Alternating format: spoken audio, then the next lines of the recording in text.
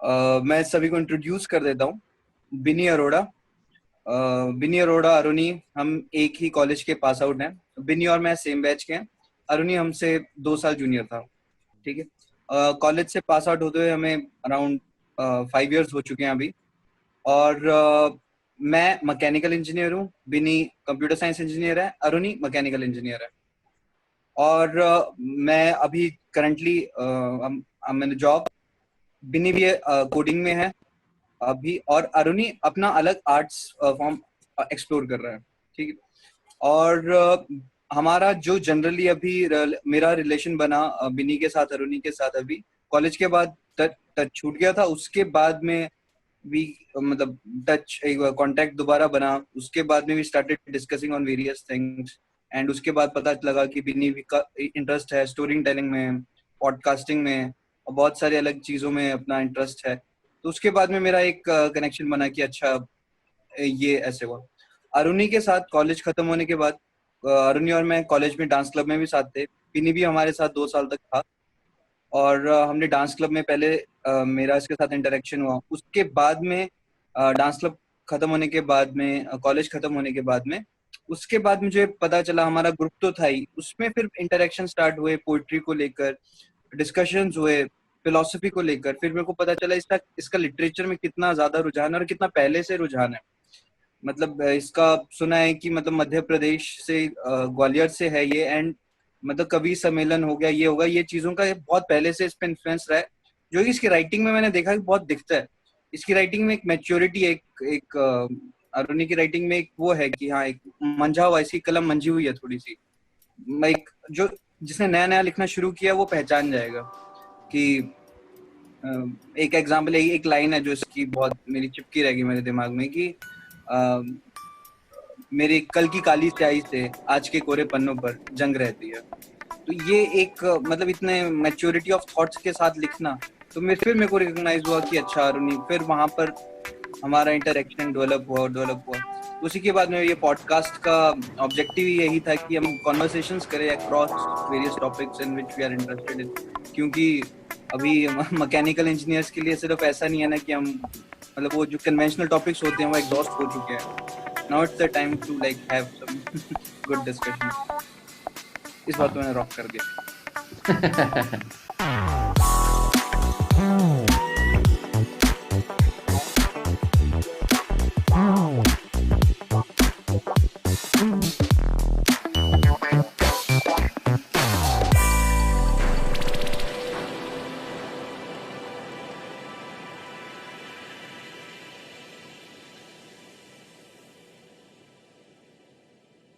मतलब अभी मुझे बताना कहाँ पे मैं गलत बोल रहा हूँ, ठीक है? अभी जो जितना मुझे पता है, जितनी अजम्पशंस है मेरी, उनको मैं डिस्क्राइब करता हूँ और उसमें तुम ऐड ऑन करना या फिर बताना कि नहीं ये नहीं सही है, ये गलत है, ठीक है? तो पोइट्री एज अ क्राफ्ट को अगर देखें तो एक पहला एस्पेक्ट हो गया थॉट कि इंटेंट, कि मुझे मुझे क्या कन्वे करना है किसी को भी, या फिर लिखना क्या है, what is the thought behind it, ठीक है? फिर दूसरी बात हो गई लैंग्वेज। लैंग्वेज जो आप यूज कर रहे हो, लैंग्वेज के अंदर डिफरेंट वो हो जाते हैं, मतलब ब्रांचेस आ जाती है लैंग्वेज के अंदर।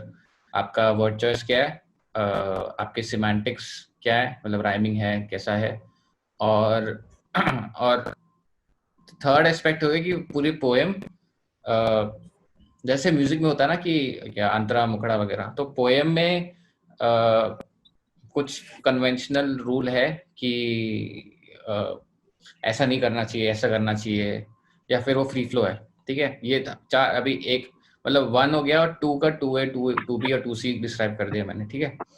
और थर्ड जो है वो है कि ऑडियंस, जो तू बता रहा था मुझे कि ऑडियंस कैसा है, उस पर भी डिपेंड करता है ना? उसमें भी थोड़ा सा सब्जेक्टिव हो जाता है कि मेरी जो ऑडियंस है, जो लाइक माइंडेड ऑडियंस है, उसको समझ में आएगा, they will be better able to appreciate कि मैंने क्या लिखा है या क्या मैं कन्वे करना चाह रहा हूँ। तो उसमें उसमें थोड़ा सा मुझे थोड़ा सा डिबेटेबल है, क्योंकि मुझे लगता है कि सॉर्ट ऑफ गेट कीपिंग हो जाती है कि अरे गालिब तुझे समझ नहीं आ रहा, तो मतलब तू मतलब उसको एलिटिस्ट मानना शुरू कर देते हैं कि तुम्हें समझ नहीं आ रहा, तो तुम्हारी गलती है। या ऐसा भी हो सकता है कि सेम चीज को मैं फ्लिप कर सकता हूँ कि मैं बेकार से पोएम लिख सकता हूँ और तुम्हें समझ ना आए, और मैं खुद बोलूँ कि अरे तुम्हें समझ नहीं आ रही, तुम्हें क्या पता। तो मतलब समझ रहा है कि कहाँ पे दिक्कत आ सकती है। फिर मेरे हिसाब से पोइट्री को मतलब हम कभी भी ऑडियंस के हिसाब से नहीं कर सकते। ऑडियंस के हिसाब से परफॉर्म किया जाता है कि मतलब मैंने 40 चीजें लिख रखी हैं, मैं एक पर्टिकुलर ज्योग्राफिकल लोकेशन में गया, वहां के बंदों से पूछा भाई यहाँ पे क्या माहौल है, यहाँ पे करंटली प्रेसिंग इश्यूज क्या है, यहाँ पे क्या चल रहा है। उस हिसाब से मैंने वहां पे उनको मतलब एक्साइट करने के लिए, उनके इमोशंस के साथ खेलने के लिए, एक तरीके से जो बेसिकली एक परफॉर्मर का काम होता है, उस तरीके से परफॉर्म करूंगा। पोएट्री में इस हिसाब से नहीं लिखूंगा कि यार ये मैं दिल्ली सर्किट के लिए लिख देता हूँ, यार ये दिल्ली वाले लोगों को बहुत समझ आएगी। वो मैं दिल्ली के लिए तभी लिखूंगा जब मैं दिल्ली में होऊंगा और दिल्ली में उस चीज से गुजरूंगा कि मतलब हाँ यार ये तो बहुत धुआं है यार, ये कैसे लोग मतलब लोग इतने कम में कैसे रह रहे हैं। या फिर उसकी मतलब खूबसूरती पे लिख दो कि यार इतने सारे कल्चर एक साथ आके रह रहे हैं। लेकिन कभी भी पोएट्री में ऑडियंस के लिए नहीं लिख सकता। मतलब जनरली मुझे लगता है कोई भी नहीं लिखता कि मतलब इसके लिए, एक्सेप्ट जो मूवीज वगैरह में लिख रहे हैं, पर वो भी ऑडियंस के लिए नहीं लिखते कि ये इस मास को अपील करेगी। वो कैरेक्टर के लिए लिखते कि कैरेक्टर की ये जर्नी हो रही है, कैरेक्टर का यहाँ पे ये होगा। तो जनरली तो मतलब हर पोएट की शुरुआत अपने बारे में लिखने से ही होती है कि अपनी इश्यूज के ऊपर, अपनी प्रॉब्लम को ब्यूटिफाई करने के लिए कि भाई तुम्हारी क्या प्रॉब्लम है। जैसे वो जावेद अख्तर की साहब की बुक में नहीं है सर, एक वो जाकिर खान ने भी सुनाया है किसी उस पे स्टेज पे कि बहुत नाकामियों पे आप अपनी नाज करते हैं, अभी देखी कहाँ है आपने नाकामियां मेरी। मतलब वही है कि यार तुम्हें प्रॉब्लम फुद्दू है भाई, मेरी प्रॉब्लम है, जो प्रॉब्लम है उसको या तो अपनी प्रॉब्लम को ब्यूटिफाई कर दो, या बता दो कि अरे तुम्हारा प्यार थोड़ी कुछ प्यार है, प्यार तो मेरे से करना सीखो, इधर आओ। किसी ने लिखा है सर, लखनऊ के किसी बंदे ने लिखा है कि मतलब मजनू पे लिखा है सर कि मोहब्बत में मेरे आगे मजनू हुजूर क्या था, हुजूर मतलब सामने, कि मोहब्बत में मजनू मेरे हुजूर क्या था, लौंडा सा था उन दिनों उसका शऊर क्या था।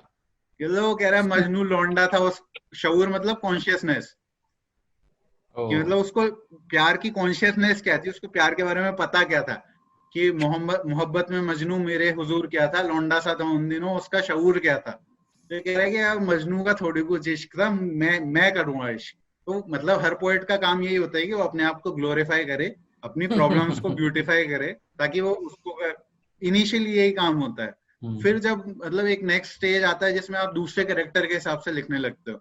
जैसे बहुत से लोग हैं प्रोस्टिट्यूशन पे लिख रहे हैं, वो बंदी भी नहीं है, वो है भी बंदा, और वो गया होगा या कभी एक्सपीरियंस भी नहीं किया होगा, पर मतलब एक तरीके से झूठ ही बोलना होता है। जैसे मैंने एक लिखा है सर कि मतलब अपने लिखने पे ही लिखा था कि बहुत खूब लिखता है मगर सब झूठ लिखता है।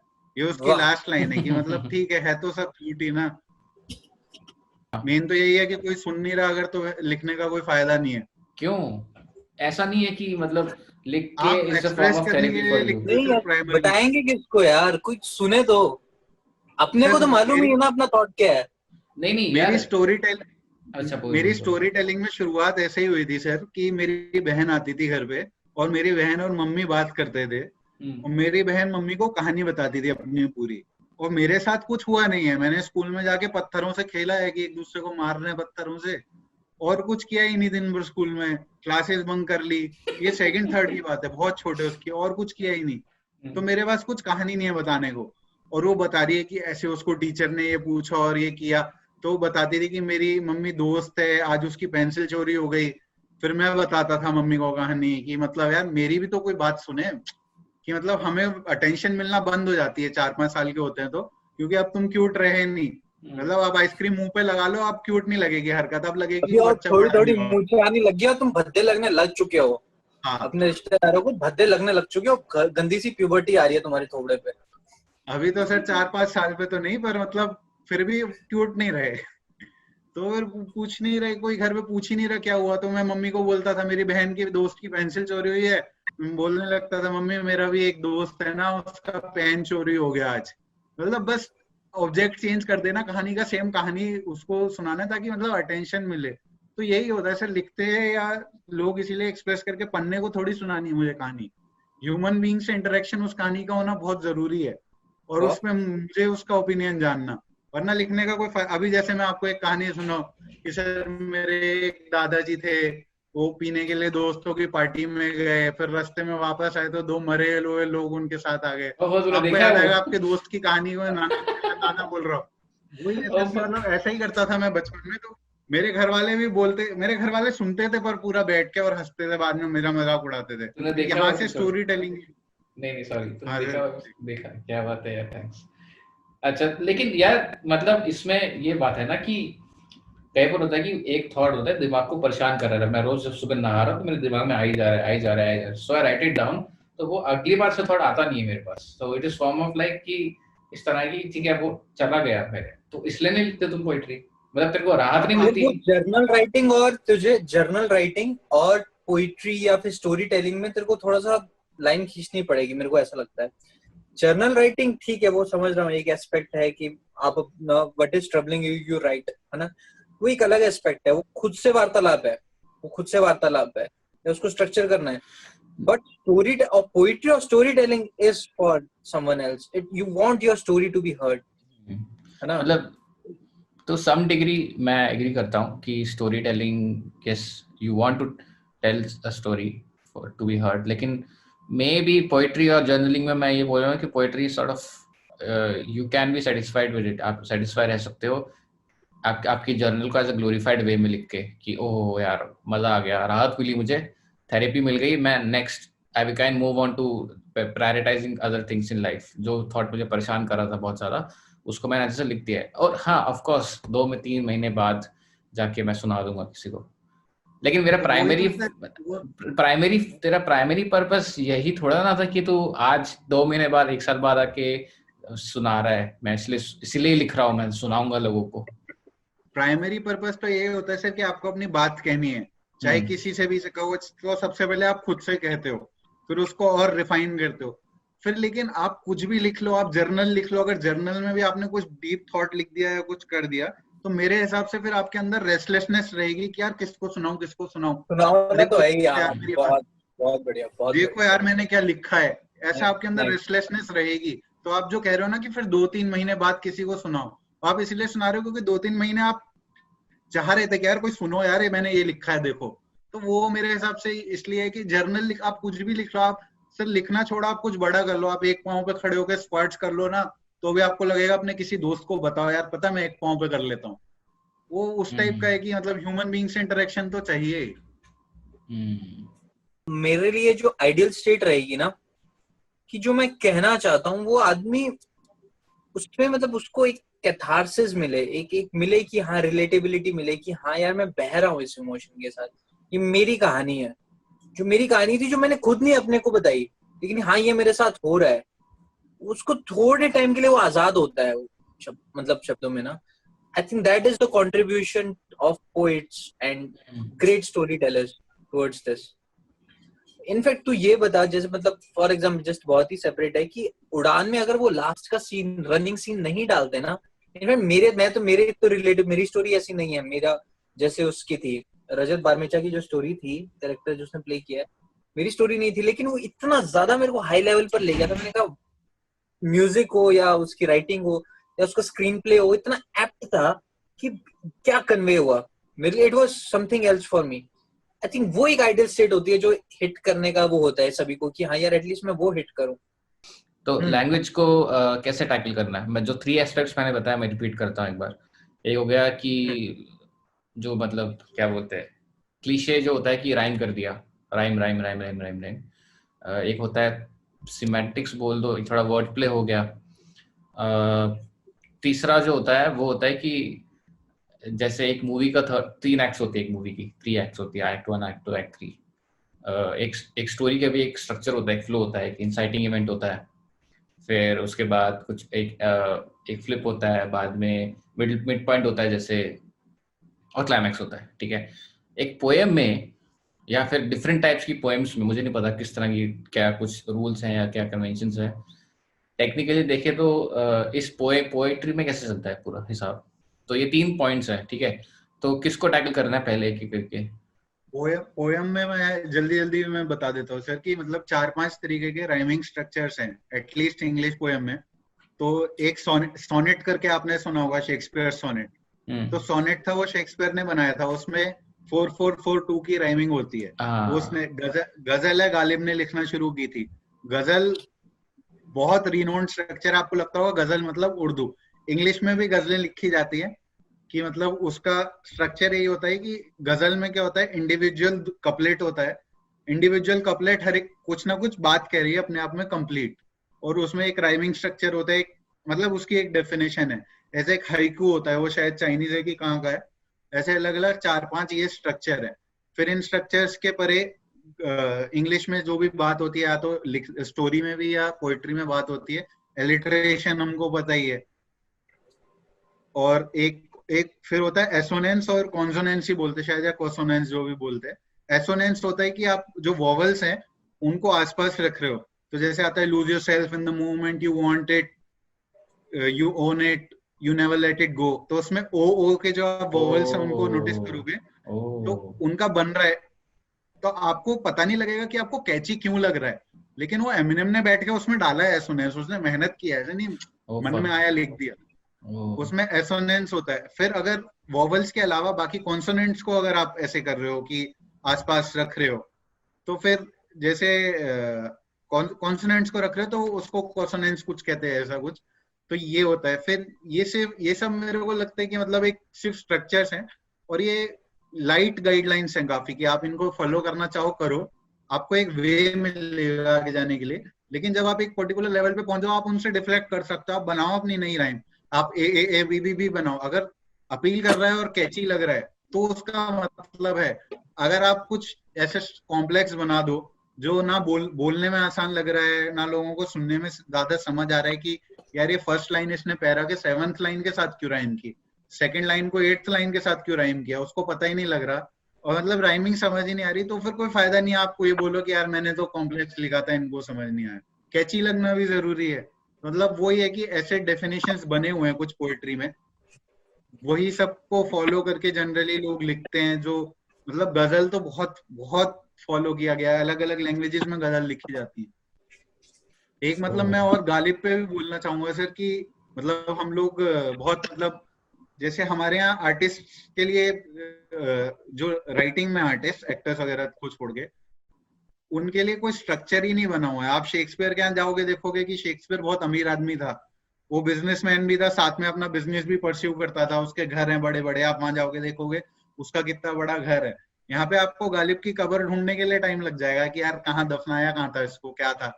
और मतलब गालिब ऐसा है कि अगर शेक्सपियर 5th स्टैंडर्ड में, तो गालिब कॉलेज पास आउट कर चुका है। वो ऐसी ऐसी बातें करके गया है कि मतलब समझ नहीं आएंगे उसके कंटेम्पररीज को भी। और गालिब हो गया, और अपने आप मतलब प्रेमचंद और गालिब, लिटरेचर में शेक्सपियर बहुत बड़ा आदमी है, पर इन दोनों के सामने कुछ नहीं है, लेकिन इन दोनों की कोई वैल्यू नहीं है। गालिब को हमने इसलिए दरकिनार कर दिया क्योंकि भाई उर्दू को पाकिस्तान भेज दिया हमने।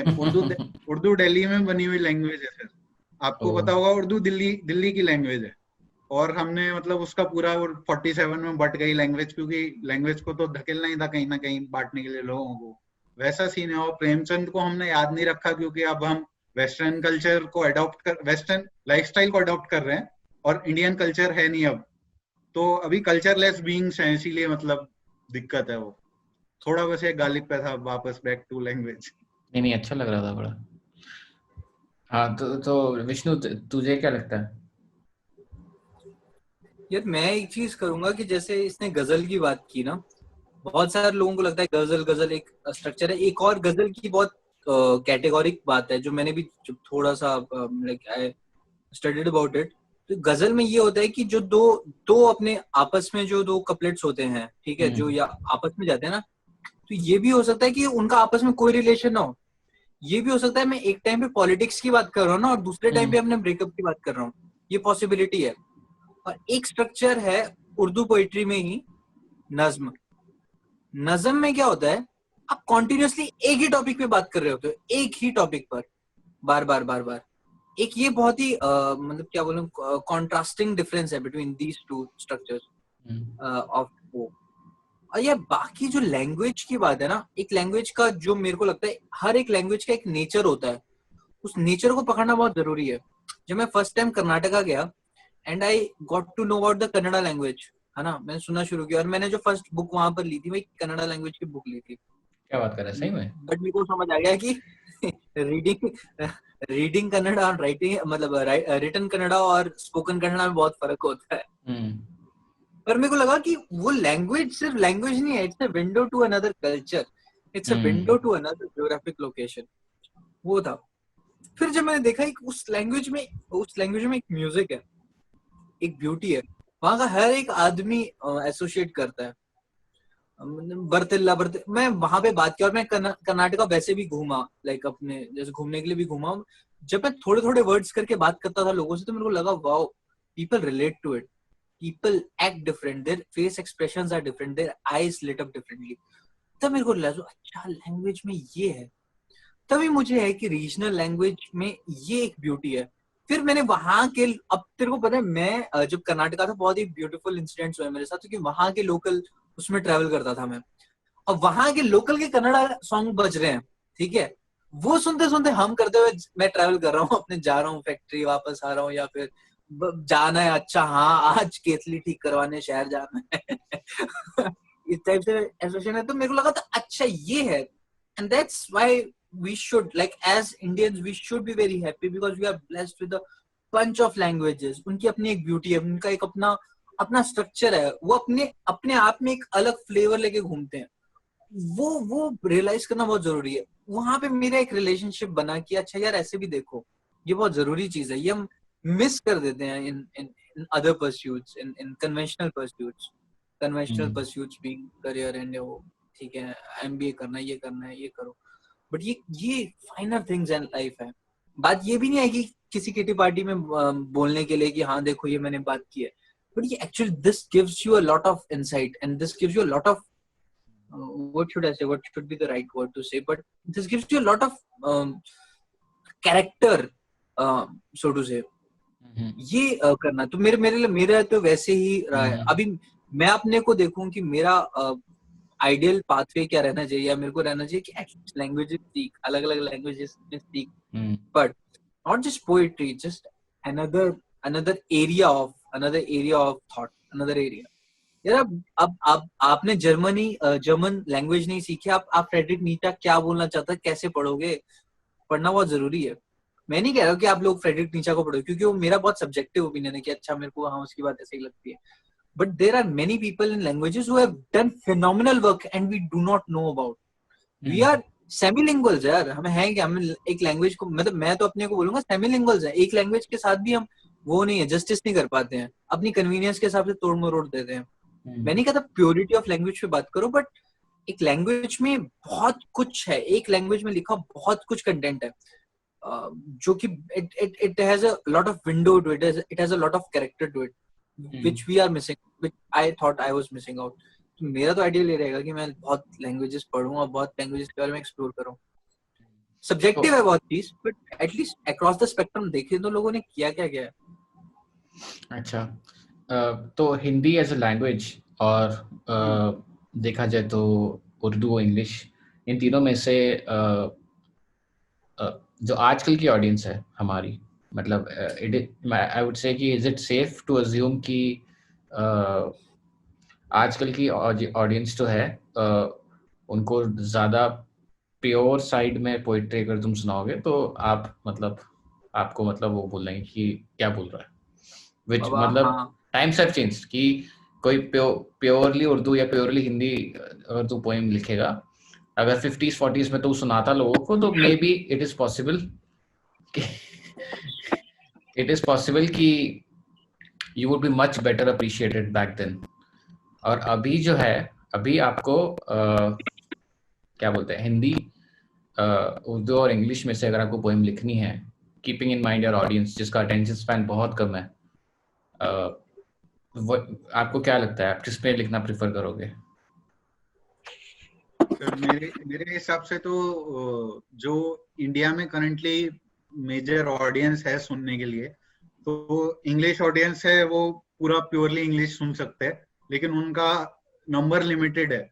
तो आपके जो भी आप लिख रहे हो, चाहे वो पोएम हो या कुछ भी हो या अपना थॉट ही हो, उसके रीच उतनी है कि मतलब आप चाहते ही हो कि समझे वही, कि मतलब जैसे अगर मुझे कुछ ऐसी चीज बोलनी है कि जो कुछ हर्ट कर सकती है कुछ लोगों को या कुछ, तो मैं इंग्लिश में बोलूंगा ताकि मेरे को पता हो कि यार इन लोगों को उसकी परवाह नहीं है या कुछ।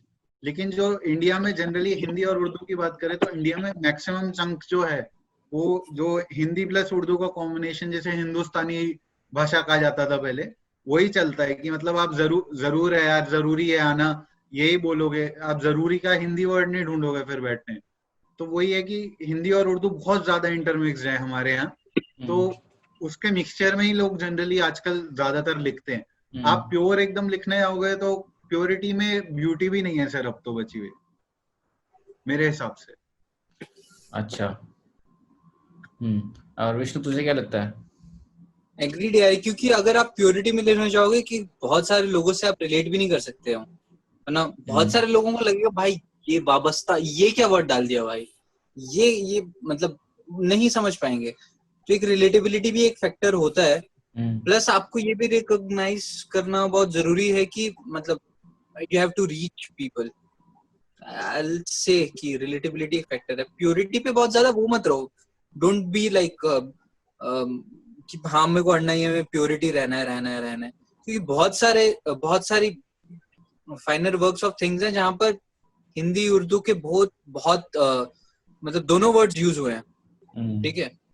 तो इट्स लाइक एंड यस, वो तो फिर क्राफ्ट की बात आ जाती है ना कि मैं लिखते टाइम जो लिख रहा हूँ उसमें आंसू बैठ रहा है कि अश्क बैठ रहा है। अगर मैं आंसुओं की बात करनी है कि मेरे को अश्कों की बात करनी है, क्या बाकी वर्ड्स के साथ बैठ रहा है, समझ दोनों आएगा। लेकिन कुछ ऐसा वर्ड होगा कि मुझे तमसील लिखना है या कुछ ऐसा लिखना है कि तगाफुल लिखना है कि मतलब, तो मैं फिर मेरे को पता होगा कि यार ये मैं इसी आदमी से, ये यार मैं इसी आदमी को समझा पाऊंगा जो वर्ड सोचेगा, सर्च करेगा या समझेगा। तो उस हिसाब से भी मतलब क्राफ्ट भी आ जाता है। पर प्योरिटी में फिर वही बात आ जाती है, वो विवाह मूवी में डायलॉग है कि आप जल ग्रहण कर लीजिए। शाहिद कपूर जाता है उसके घर पे, बोलती है जल ग्रहण कर ला। कौन बोल रहा है आजकल जल ग्रहण? जल ग्रहण कौन बोल रहा है यार? जल ग्रहण बोल कौन रहा है यार?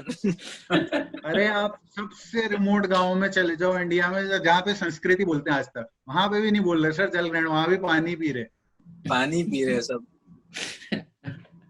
अच्छा, और तुम्हें ये लगता है कि आगे जाके फ्यूचर में जाके लोगों की वोकैबुलरी और कम होती जा रही है धीरे धीरे? ये फैक्टर है।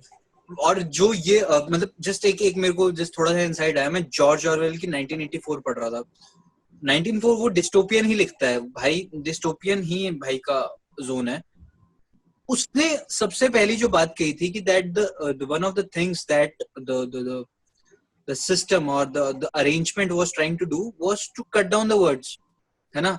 वो ऐसे बोल रहा था कि good है, अगर फॉर एग्जाम्पल एक good एक वर्ड है फॉर एग्जाम्पल, तो awful वर्ड की क्या जरूरत है ना, not good एक वर्ड उस पर रिप्लेस कर दो। and the one of the things that they were trying to do was cut down on the words in a language. Words provide a nuance, words provide a justice to a particular situation. वो चीज कम करने की try कर रहे थे। वो बहुत ही fundamental thought था उसमें। तो वो वोकैबुलरी कम हो रही है, वो एक कंसर्न है। क्यों आपको क्यों नहीं लग रहा है कि एक वर्ड है? अभी मैं और अरुणी एक वो देख रहे टीवी सीरीज, उसमें था कि पता नहीं एक वर्ड आया था, कौन सा, डाइडैक्टिक है ना। याद है देखो, और हम बोल रहे थे यार ये क्या बोल गई दीदी। 1984 से है 1984, हाँ 1984 या 1980 कौन सी है, नेटफ्लिक्स पे थी कोई, जो भी है। हाँ, तो उसमें डाइडैक्टिक था। अपने को पता नहीं लगा इसका मतलब क्या होता है यार। एंड बात ये नहीं है, it is not just to show off, it is not a very pedantic thing to have कि हाँ वी नो अ वोकैबुलरी। वो वर्ड एग्जिस्ट करता है, उसका मतलब है it does a justice to one particular situation, है ना। वो चीज की एसेंस हम भूलते जा रहे हैं, क्योंकि आपको पता है कैसे चलेगा, वो एक्सप्रेस कैसे करना है। अब मतलब इंडिया में सभी को पता है कि लाइफ है शब्द, तो फिर जिंदगी को हटा दो, क्या करोगे जिंदगी रख के। तो एक मेरा दोस्त है, उसको एक बार ज्यादा चढ़ गई थी, तो उसने बोला था जिंदगी is much more than life. तो मुझे लगा यार क्या बात कही है इसने। मतलब बाकी वहां सब बैठे थे और किसी को कुछ नहीं हुआ, सब जिंदगी मच मोर देन लाइफ, तब मुझे लगा हाँ यार ये भी बात है। वो ये कि हर वर्ड का एक अपना मतलब मीनिंग होता है और पहुंच होती है, वर्ड की रीच होती है कि एक डेप्थ तक जाएगा आपके अंदर। पर मेरे को मतलब ऐसा स्पेसिफिकली नहीं लगता कि पूरी तरह लैंग्वेज का वो कम हो रही है वोकेबलरी। मुझे ऐसा भी लगता है कि बहुत से वर्ड्स इवॉल्व होते जाते हैं, अपने आप बिखरते जाते हैं। जरूरी नहीं कोई बैठ के कर रहा है। जैसे पाकिस्तान में जब उर्दू गई तो उन लोगों ने उर्दू में से हिंदी शब्दों को निकालना शुरू किया, संस्कृत के इन्फ्लुएंस को निकालना शुरू किया कि भाई इसको सैनिटाइज करते हैं थोड़ा। सही में? लेकिन हाँ सर, मतलब शुरू में, क्योंकि उनको बताना था कि भाई पाकिस्तान की लैंग्वेज है ये प्रूव करने के लिए थोड़ा पर्शियन इन्फ्लुएंस बढ़ाना और संस्कृत इन्फ्लुएंस घटाना, ये सब ट्राई किया। लेकिन जो जनरली हमारे यहाँ हो रहा है उसमें ऐसा नहीं हो रहा कि मतलब वोकेबलरी कोई बैठ के कम कर रहा है, वो होती जा रही है और वो हमेशा होगी, वो इवॉल्व भी होगी कि आज जिन शब्दों को कुछ बोला जाता है उनको कल कुछ और बोला जाएगा। हाँ, वो इवोल्यूशन तो होगा ही सर, उसको रोक नहीं सकते। सर आपको वो सुना देता हूँ मैं जो सर कह रहे थे सुनाने को। सर तो ये मतलब ऐसा था कि एक मतलब गरीब फैमिली के उस पे लिखी है कि जहाँ पे माँ बाप मतलब बच्चों के लिए जीना शुरू कर देते हैं, जो कि बहुत गलत है मेरे हिसाब से। कि जब बच्चे हो जाते हैं तब उनके लाइफ गोल्स यही रहते हैं कि इसको पढ़ाना है, फिर इसकी नौकरी लगानी है, फिर इसकी शादी करनी है। तब तक तुम 60-62 के हो गए, फिर तुम सोचते हो जिंदगी जीनी को बचा गया। फिर जिंदगी जीने के लिए वही धामों की यात्रा कर रहे हैं। मैक्सिमम इंडिया में 60% ये चल रहा है। तो मतलब उस पर उतना आगे तक नहीं गया, छोटा सा ही लिखा था कि कैसे मतलब प्रोवाइड करने के लिए माँ बाप क्या क्या करते हैं। तो एक मतलब ऐसे गरीब सेटिंग में वो है कि एक आग का भूखा चूल्हा, चंद भूख से प्यासी आंखें, कुछ घड़ी की सुइयां देखें, कुछ खिड़की से बाहर झांकें। कि मतलब जो माँ है वो तो थोड़ी सेंसिटिव है, तो वो घड़ी की सुई देख रही है, उसको पता है इस टाइम पे आ जाएगा। बच्चों को घड़ी वड़ी देखनी नहीं आती, अभी वो बाहर खिड़की से झांक रहे कि कब आएंगे पापा, भूख लग रही है।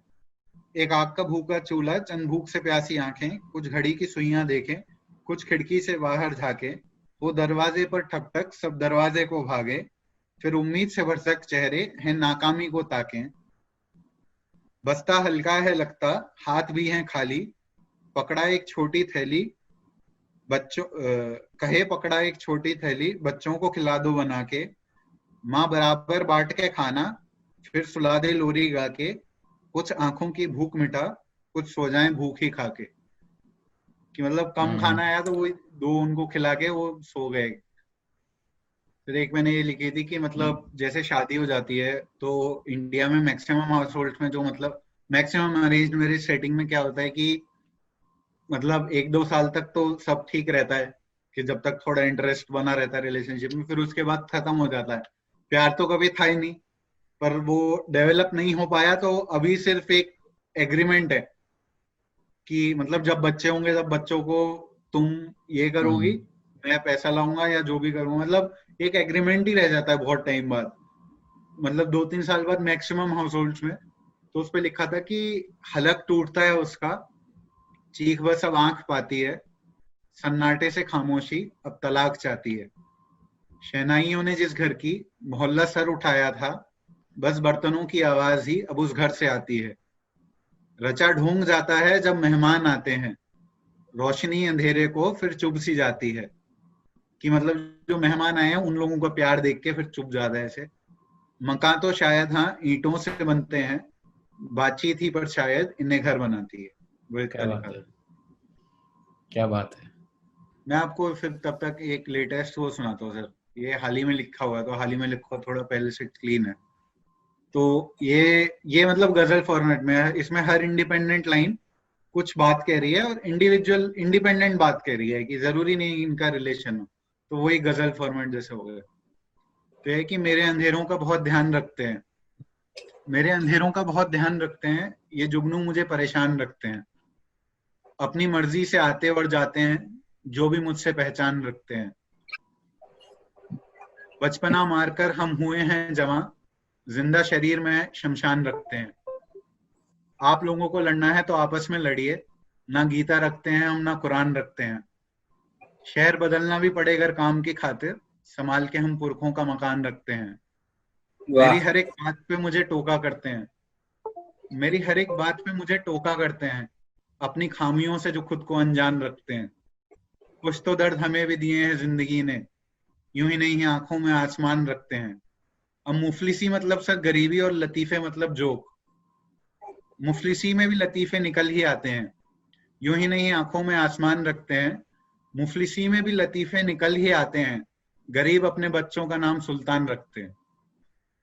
भाई भाई भाई भाई भाई, ये तो मतलब मैं इंट्रो में डालने वाला हूँ एकदम।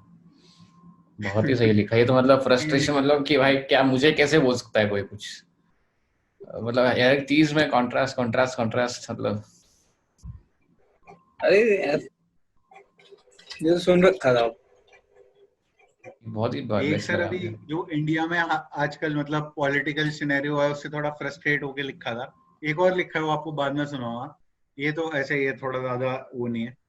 तो ये कि मतलब जैसे आजकल लिंच मॉब वगैरह हुआ था अभी 2-3 साल पहले, कि ऐसे किसी के घर में पता लगा कि उसने बीफ खा लिया है, मार दिया, बाद में पुलिस आई, पुलिस जांच कर रही है कि बीफ खाया था कि नहीं, ये जांच नहीं कर रही कि मारा किसने। तो और भी मतलब काफी चीजें चली थी, और मीडिया का जैसे चला है कि मतलब चल रहा है एलिगेशन है कि बिका ही हुआ है पूरा, और बाकी मतलब लोगों का जो कल्चरली सोशली चेंजेस है उसके ऊपर, कि चीख रहे हैं लब, चीख रहे हैं लब, आंखें बेजुबान क्यों हैं, मेरे कातिल मुझे मारकर परेशान क्यों हैं। कि जो मार रहा है उसकी आंख में तो कुछ है ही नहीं, क्योंकि कंटेंट तो खाली है उसके अंदर। चीख रहे हैं लब, आंखें बेजुबान क्यों हैं, मेरे कातिल मुझे मारकर परेशान क्यों हैं। जब चिंगारियों का शौक रखा करती थी जवानी, बुढ़ापे में लगी आग देख आप हैरान क्यों हैं। या खरीद हैं या खरीदार बन गए हैं, बाजारों में लटके हुए इंसान क्यों हैं। खुद की आंखों में धूल फेंकते हैं, खुद की आंखों में धूल फेंकते हैं, सब जानकर आप बन रहे अनजान क्यों हैं। पूछते हैं मुझसे मेरी जुबान काट कर, अरे साहब आप इस कदर बेजुबान क्यों हैं। उमड़ उमड़ के आती है जनाजों में भीड़ अक्सर, उमड़ उमड़ के आती है जनाजों में भीड़ अक्सर, जिंदगियां जो जिंदा हैं वो फिर सुनसान क्यों हैं। ओ भाई, ये लिखा है। बाप रे। नहीं तो और सुना, और सुना। भाई और कुछ ऐसे थोड़े। एक ये लिखा था सर मैंने, ये मतलब मेरे को अच्छा लगा काफी, बहुत लोगों को उतना अच्छा नहीं लगा, कि धुंधले आईने आज खुद ब खुद सफा हो रहे हैं। सफा मतलब सर सफेद, साफ भी कह सकते हैं। धुंधले आईने आज खुद ब खुद सफा हो रहे हैं, बंद कमरों के वादे सरेआम बेवफा हो रहे हैं। रद्दी रद्दी वाला पता है ना सर आपको, आप क्या रेगी वाला बोलते हैं, जो भी बोलते हैं। पता है, पता है। धुंधले आईने आज खुद ब खुद सफा हो रहे हैं, बंद कमरों के वादे सरेआम बेवफा हो रहे हैं। रद्दी वाले ने लगाई कीमत बस खाली बोतलों की, रद्दी वाले ने लगाई कीमत बस खाली बोतलों की, जिन जज्बातों ने शराब पी थी वो खफा हो रहे हैं। संभाल के रखे बहुत तोहफे तेरे सारे, अब आंखों को चुपते हैं और सजा हो रहे हैं। बड़ी देर हुई लगता है पीते हुए हमको, बड़ी देर हुई लगता है पीते हुए हमको, तब मंडप में बैठे थे जो अब विदा हो रहे हैं। मैं बस सच लेकर ही अकेला पहुंच गया लड़ने, मैं बस सच लेकर ही अकेला पहुंच गया लड़ने, जो झूठ वाले हैं वो अब भी जमा हो रहे हैं। एक ऐसे आखिरी में ऐसा था कि खूब रहेगी मुश्किल दोजख में उन्हें यारों, जो इंसान तक नहीं है पर खुदा हो रहे हैं। मतलब ये बाबाओं पे लिख दिया था ऐसे लास्ट में, कि मतलब जब नर्क में जाओगे तब बहुत मुश्किल रहेगी, क्योंकि यहाँ पे तो भगवान के आदमी बने थे, तो वहां पे तुम्हें बोलेंगे साले तुम तो भगवान के आदमी थे उधर, पर जाओगे तो नर्क में ही। बिनी डेप्थ देख रहा है पोइट्री में। अरे रे। नहीं मतलब मैं वो नहीं कह रहा हूँ, मैं कह रहा हूँ पोइट्री में कितना वो है, कितनी एक सर अपने मैं आप पे कितना। आपको सुना तो सर आप रिलेट करोगे, ऑफिस के टाइम पे लिखा था मैंने। हालांकि मेरा ऑफिस बहुत डिस्क्लेमर बहुत सेक्सी था, पर उसमें मतलब ऑफिस में होता ही है ना कि यार रोज क्या रूटीन में पड़ गए अपन, यार रूटीन वाले आदमी थोड़ी हैं, ऐसा लगता है। फिर उस टाइम पे लिखा था कि कौन चाहता है जीना, कौन चाहता है जीना, सुबह को वाह। उठना रात को सोना, जो ना हूं मैं रोज वो होना, फटे हुए रिश्तों को हरदम माफी के लफ्जों से सीना, कौन चाहता है जीना, कौन चाहता है जीना, सब कुछ गंवा के कुछ कमाना, फिर जिसे गंवाया उसे भुलाना, 5 दिनों तक गाली खा के 2 दिन बैठ के दारू पीना, कौन चाहता है जीना। फिर सर आखिरी में ये कि कौन चाहता है जीना, खुद से भी कुछ दूर ही रहना, अपनों से भी झूठ ही कहना, जुबान पे लेके बात वो फिरना, की जाए जो बात कभी ना, कौन चाहता है जीना। ये लिखा है। बहुत बहुत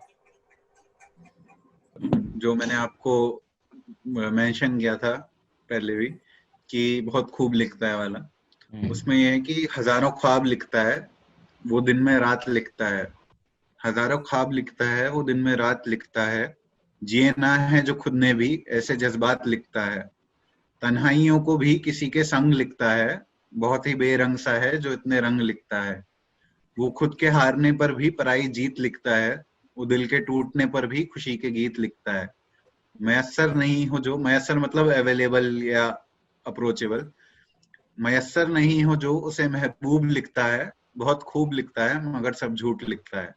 तो मतलब एक राइटर के ऊपर है कि कैसे हजारों ख्वाब लिखता है, वो दिन में बैठ के रात की कहानियां लिख रहा होता है, मतलब अलग अलग कॉन्ट्रास्ट है वो, जो खुद ने जिए भी नहीं है वो ऐसी ऐसी फीलिंग्स को लिख रहा है। जैसे मैंने एक प्रोस्टिट्यूशन के ऊपर एक लिखी थी, अब मैं प्रोस्टिट्यूट तो नहीं हूँ पर मैंने लिख दी, तो मतलब वो है कि ऐसी ऐसी फीलिंग्स को लिखता है राइटर। तन्हाइयों को भी किसी के संग लिखता है कि मतलब रिलेशनशिप में भी होगा बंदा और वो दिल टूटने की बातें कर रहा होगा, भले ही कभी दिल नहीं टूटा कभी, लेकिन वो उसके ऊपर लिख पा रहा है। वो खुद के हारने पर भी पराई जीत लिखता है, वो दिल के टूटने पर भी खुशी के गीत लिखता है। फिर आखिरी में यही है कि मतलब मयसर नहीं हो जो उसे महबूब लिखता है, बहुत खूब लिखता है मगर सब झूठ लिखता है। बहुत ही सही। ये तो विष्णु यार एक ये था, ये ना ये कुछ ज्यादा ही, मतलब मैंने ऐसे लिख दिया था कि मेरे को डेप्थ को एड्रेस करना है, ह्यूमन नेचर या जो मेरा थॉट है उसकी डेप्थ को एड्रेस करना है। और मैंने मतलब मेरा जनरली पोइट में ऐसा इतना ज्यादा हुआ नहीं है कि मैं किसी और को, अगर कोई फॉर एग्जांपल कोई और कैरेक्टर है उसके शूज में जाके देख सकूं, लेकिन इतना है कि जितना मेरे को फील होता है मैं उसको देख सकूं। तो अपने उसको ही एड्रेस करना था। मैं बताता हूँ, ये बहुत है, मतलब बहुत मैंने जितने को भी बताया ना वो समझ नहीं पाया मैं क्या बोलना चाह रहा था, तो maybe not a very good piece but फिर भी सुन लो, है ना। कि अपनी गहराइयां छोड़ के जमाने से मिलता हूँ कुछ इस तरह, अपनी गहराइयां छोड़ के जमाने से मिलता हूँ कुछ इस तरह, मछलियां भी अपना मकान छोड़ किसी सतह पे आती हूँ जिस तरह, जिस्म की भूख और रूह की तलाश में कुछ यूं बटी जिंदगी, किसी खानदान में कहीं कोई जायदाद बटी हो जिस तरह। तो ये लिखा ना। अब इसको इसको मैं मतलब एक्सप्लेन करता हूँ, एक्सप्लेन करना पड़ेगा। अभी कुछ ऐसा, मैं ऐसे जोन में आ गया हूँ जो मेरा अभी सोशल एनवायरनमेंट है मेरे आसपास, उसमें मेरे को लोगों से ऐसे इंटरेक्ट करना होता है कि जो मेरा actually may be natural zone नहीं था, है ना। मतलब अपनी गहराइयां, मतलब I think different things and it's nothing but good और बैड कि I think about different things, और मैं अलग जोन में हूँ, जो मेरी एक्चुअली अलग नेचर है मेरे को पता है अलग है उसमें, मतलब मैं सोचता हूँ कि हाँ मैं कुछ डेप्थ वाली बात करनी है मेरे को या वैसे करनी है ना। तो वो मैं अपनी गहराई छोड़कर फिर मेरे को आना पड़ रहा है और हाँ ऐसे बात करनी है और बढ़िया स्मॉल टॉक करना पड़ रहा है ना। वो है उस, तो वो मेरा जोन नहीं है ना। और वही बात है कि एक तरफ फिजिकल प्लेजर्स हैं वो खींच रहे हैं अपनी तरफ, लेकिन एक तो पता है कि दिस इज नॉट इट, एक रूह की तलाश करनी है मेरे को, I have to find myself and I have to do something, वो भी है। और ये दोनों ही कन्फ्लिक्टिंग हैं, दोनों ही एक एक्सट्रीम नेचर में है, उनके बीच में I am torn about as if something is कि कोई किसी खानदान में कोई जायदाद थी वो बन रही है तो इसको में there is unpleasantness attached to it, तो वो सोच के लिखा था। बट ये बहुत लोगों को सुना कन्वे नहीं हो पा रहा था कि अच्छा। पहली लाइन तो बहुत अच्छी है सीरीज की, ऑन पॉइंट, क्लियर है। हाँ, लास्ट में वो जायदाद ऐसा लग रहा है कि पार्टीशन तेरे को चाहिए था कहीं ना कहीं कुछ, तो तूने जायदाद वगैरह डाल दिया उधर। नहीं मैंने इसलिए डाला था कि वो बताना भाई मंडी में ना प्रॉपर्टी तो भाई को मिल जाएगी। प्रॉपर्टी का कुछ नहीं, मतलब ऐसा बताना थी कि अगर किसी फैमिली वो जायदाद कोई बढ़ती है, it's not a very pleasant thing and I am also like sort of I'm in two places, I don't want to be in this way. It was a very subjective thing, but इसमें poetry का कितना skill है वो मैंने लिख दिया। मैंने कहा हाँ यार ये कुछ तो मैं अपने जस्टिस कर रहा हूँ जो मेरे को फील हो रहा है उसके साथ, and it's a very subjective and I don't feel like अगर किसी को नहीं भी आता है पता लगता है, आई कैन अंडरस्टैंड यार, हर कोई हर एक की अपनी जर्नी, हर एक आदमी अलग है ना भाई। एक और मैंने लिखा था, इसका कोई बहुत वो नहीं था, एक मिनट जस्ट तब तक मैं सुना देता हूँ सर। हाँ सुना दे। हाँ मैंने एक ये लिखा था सर कि ये ऐसी नॉर्मल शेर वगैरह का कंपलेशन टाइप है। ये था कि भीगी हुई आंखें दिल भरा लेके चलते हैं, भीगी हुई आंखें दिल भरा बहुत लेके बढ़िया। चलते हैं, मेरी दास्तां सुन मुसाफिर मशवरा लेके चलते हैं। कि मुझसे जो मिल रहे हैं वो भीगी हुई आंखें और दिल भरा लेके चलते हैं, मेरी दास्तां सुन मुसाफिर मशवरा लेके चलते हैं। बेचैन रातों ने जिन्हें देखने की रजा न दी, रजा मतलब इजाजत सर। बेचैन रातों ने जिन्हें देखने की रजा न दी, उन्हीं ख्वाबों का अब हम मकबरा लेके चलते हैं। जिनके पैरों में होते हैं उनकी जुबान से ज्यादा छाले, जिनके पैरों में होते हैं उनकी जुबान से ज्यादा छाले, वो खाली हाथ भी निकले तो तजर्बा लेके चलते हैं। फिर उसमें अच्छा। लास्ट ये था कि वो मैं कदा मतलब पता है ना सर आपको, बार। मैं मैं कदा कदा नहीं, मतलब पता बार, नहीं था। बार। अच्छा मैं अच्छा खाना, मैं खाना। मैं खाना और मैं कदा, अच्छा। बार। वो भी दिन थे कि दिल भरा लेके चलते हैं, मेरी दास्तां सुन मुसाफिर मशवरा लेके चलते हैं। वो भी दिन थे कि जब दो घूंट काफी होते थे, वो भी दिन थे कि जब दो घूंट काफी होते थे, अब तो गम भुलाने को हम मैं कदा लेके चलते हैं। ये लिखा था सर।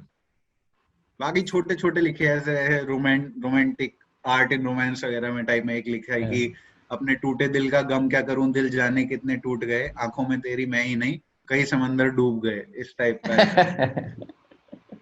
अच्छा है सर ये, पर मतलब आपको मैंने देखा आपका रोमांस के प्रति थोड़ा वो है।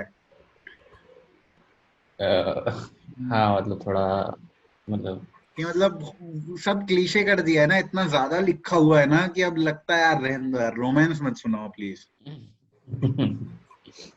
हाँ। बॉलीवुड ने रोमांस को रूइन कर दिया है। ये तो है। एक ये इंडिया में करंटली जो ऐसा एटमॉस्फेयर चला है या नहीं चला है कहें, उसके ऊपर लिखा था कि कातिलों की इस भीड़ में इंसान ढूंढ रहा हूँ, जो किताबों में पढ़ा था वो हिंदुस्तान ढूंढ रहा हूँ। Fuck. और आगे मतलब ऐसे है कि सुबह तक तो सब जानते थे मेरे नाम से मुझे, शाम हुई तो खुद की पहचान ढूंढ रहा हूँ। ये सर उस दिन लिखा था जिस दिन दिल्ली में दंगे हो रहे थे, और उस दिन मैं ओ, ऑफिस गया हुआ था, ऑफिस में फंसा था, और वहीं ओखला एरिया में सीन चला था, खबर आई कि भाई कुछ ऐसा हो गया है इधर, यहाँ से भागो निकलो। तो मेरे एक दोस्त थे वो मेरे साथ आए मुझे घर छोड़ने। फिर यही थी आगे लाइन की, जहां देखो दूर तक उठ रही हैं लपटें, इन्हीं लपटों में घिरा अपना मकान ढूंढ रहा हूँ, अब कुछ और देख पाने के मैं नहीं काबिल, सो देख ना पाऊं अब कुछ तो शमशान ढूंढ रहा हूँ, जिसे देखो वो ढूंढ रहा है वजह कत्ल, बेरोजगार हूं मैं बस कोई काम ढूंढ रहा हूँ। बस इतना लिखा था। बाप रे। ठीक है यार, थैंक यू दोनों ही करने के लिए, बहुत अच्छा लगा।